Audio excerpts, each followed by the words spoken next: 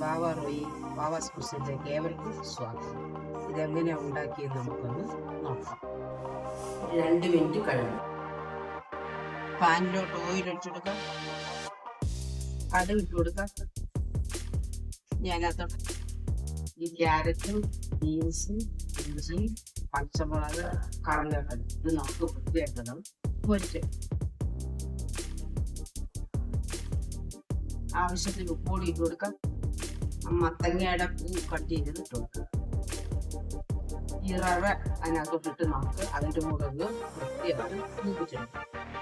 ഇത് പാലും വെള്ളവും കൂടെ ചേർത്തതാണ്. അത് കുറച്ച് ഒഴിച്ച് എല്ലാം കൂടെ നമ്മൾ ആദ്യം ഒഴിക്കുന്നില്ല, കുറച്ച് ഒഴിച്ച് നമ്മൾ ഇളക്കിയെടുത്ത് വേവിച്ചെടുക്കുക. മറ്റേത് നമ്മൾ ഉപ്പാവടി ഉണ്ടാക്കുമ്പോൾ വെള്ളം അങ്ങ് ഫുള്ളൊഴിച്ച് ഇളക്കിയെടുക്കുമല്ലേ, അന്നേരം കട്ടയായിട്ടിരിക്കും. അതില്ലാതിരിക്കാൻ വേണ്ടി നമ്മൾ കുറച്ച് ആ വെള്ളം പറ്റുന്നതനുസരിച്ച് അല്പം ഒഴിച്ചു കൊടുത്ത് നമ്മളത് വേവിച്ചെടുക്കും. അന്നേരം ഒട്ടിപ്പിടിക്കാതെ നമുക്ക് മാറി കിട്ടും. കുറച്ച് ഉപ്പ് ഇട്ട് വെറൈറ്റി ആയിട്ടൊരു പോകുന്നത്. ഇഷ്ടപ്പെടുവാണെങ്കിൽ ലൈക്ക് ചെയ്യാനും ഷെയർ ചെയ്യാനും സബ്സ്ക്രൈബ് ചെയ്യാനും മറക്കരുത്. ഒരു 5 മിനിറ്റ് ചെറിയ തീയിൽ നിറച്ച് വെച്ച് വേവിച്ചെടുക്കാം. 5 മിനിറ്റ് കഴിഞ്ഞ് നമുക്കത് തുറക്കാം.